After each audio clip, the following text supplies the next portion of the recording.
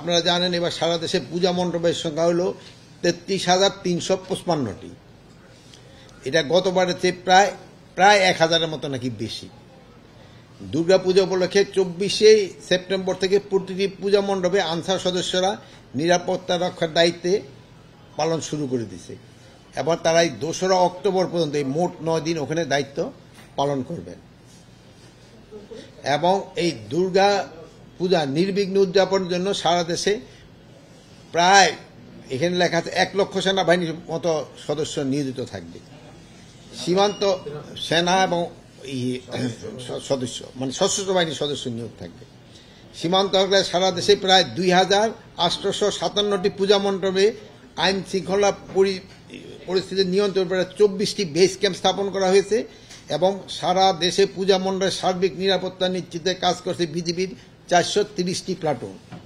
প্রতিটি পূজা মণ্ডপে কমিটির 7 জন সদস্য পালাক্রমে 24 ঘন্টা তারা দায়িত্ব পালন করবে। প্রতিটি পূজা মণ্ডপের কার্যক্রম মনিটরের জন্য স্বেচ্ছাসেবীদের একটি এনটিএমসির অ্যাপের সঙ্গে যুক্ত করার ব্যবস্থা করা হয়েছে। দুর্গাপূজা উপলক্ষে মহিলা শিশু মন্ত্রণালয় থেকে অনেক স্বেচ্ছাসেবী নিয়োগ করা হয়েছে। সংখ্যাটা আমাদের কাছে এখন না, প্রায় তারা আলটিমেটলি 80,000-এর মতো নিয়োগ করবে। পুলিশ 70,000 কাজ করবে। আমার সারা দেশে পুলিশের সংখ্যা 70,000 মতো কাজ করবে পুলিশ। পূজা মণ্ডপের নিরাপত্তা বিধানে স্থানীয় গণ্যমান্য এবং ছাত্র জনতাকে অন্তর্ভুক্ত মনিটরিং কমিটি গঠন করা হয়েছে। প্রতিটা জেলায় জেলায় এটা কমিটি আছে।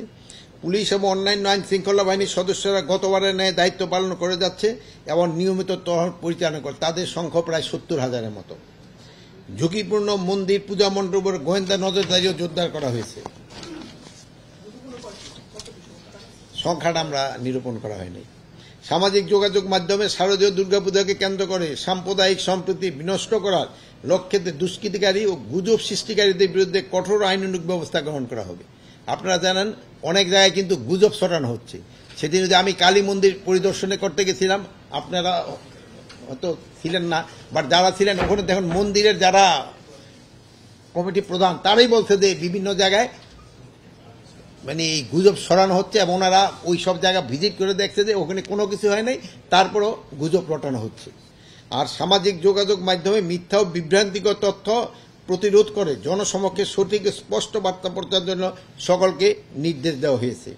আর আপনাদের ক্ষেত্রে হলো আমাদের একটা অনুরোধ, যে ঘটনাটা ঘটে সঠিক এটা সংবাদটা পরিবেশন করা। এই যেহেতু আপনারা সবসময় সঠিক সংবাদ পরিবেশন করায় কিন্তু মানে দেশবাসীরা উপকৃত হচ্ছে। তা না হলে পার্শ্ববর্তী দেশ এবং ফ্যাসিস্টের কিছু দূষণ সবসময় একটা মিথ্যা সংবাদ স্পেশালি ইউটিউব ফেসবুক এগুলিতে দিয়ে দেয়। এগুলি আপনারা প্রতিবাদ করবেন এবং প্রকৃত যে তথ্য ওটা আপনারা সবার সামনে উঠে ধরবেন।